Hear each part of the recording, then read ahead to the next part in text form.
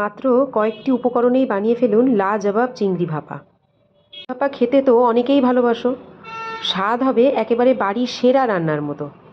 মাছগুলো আগের থেকে ধুয়েই রেখেছিলাম। কড়াইটা একটু গরম হলে কড়াইয়ের মধ্যে তেল দিয়ে একটু লবণ আর হলুদ মিশিয়ে চিংড়ি মাছগুলোকে কয়েক সেকেন্ড একটু নাড়াচাড়া করে নিলাম। তবে মনে রাখতে হবে চিংড়ি মাছ কিন্তু বেশিক্ষণ ফ্রাই করা যাবে না, খুব অল্প সময় ধরে নাড়াচাড়া করেই নামিয়ে ফেলতে হবে।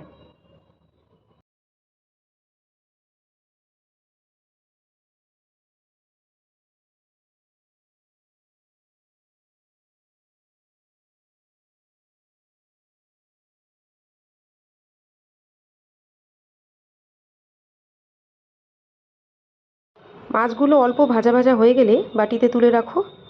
এরপর একটা ছোট্ট বাটিতে কিছুটা পোস্ত আর কিছুটা সাদা সর্ষে একসাথে মিশিয়ে নাও। আমি পোস্তটা একটু বেশি দিয়েছিলাম, তোমরা যদি সর্ষেটাকে বেশি প্রেফার করো সেটাও দিতে পারো।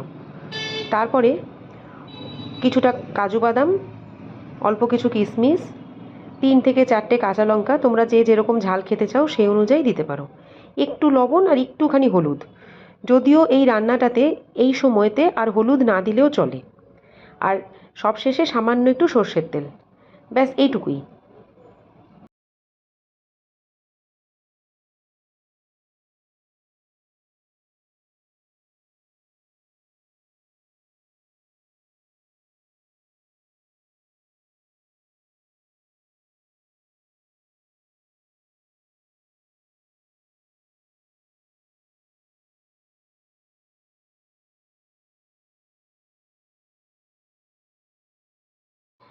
মিক্সিতে একটু পেস্ট করে নিলেই হয়ে যাবে। এবার পেস্টটাকে আমি একটা বাটিতে ঢেলে নিলাম।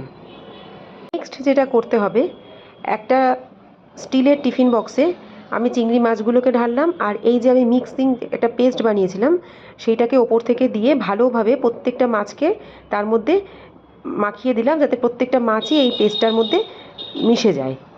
আর এই পুরোটাকে মাখানো হয়ে গেলে ওপর থেকে 3 থেকে 4টে কাঁচা লঙ্কা আর অল্প সর্ষের তেল এইটুকু দিয়ে টিফিন বক্সের মুখটা বন্ধ করে দিতে হবে। এই অবস্থায় তোমরা এই কাজটা কোনো মাইক্রোওয়েভ প্রুফ বাটিতে করে সেটাকে মাইক্রোওভেনেও করতে পারো। তবে আমি আজকে মাইক্রোওভেন ইউজ করিনি, আমি কড়াইতেই এই রান্নাটা করেছি।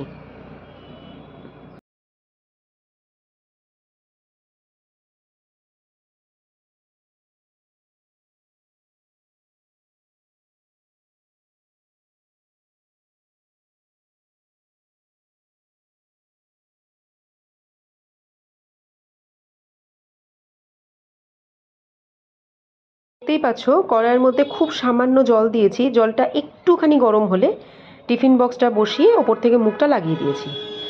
তো এইভাবেই আমি করেছি আজকে। কিন্তু আর ওপর থেকে একটা ভারী কিছু চাপা দিতে হবে যাতে টিফিন বক্সটা গরমের ভাপে খুলে না যায়। তো এই হলো টোটাল রান্নাটা। কিন্তু এটা যদি তোমরা কেউ মাইক্রোওভেনে ট্রাই করো তাহলেও এইরকমই স্বাদ হয় এবং এইরকমই খেতে হয়।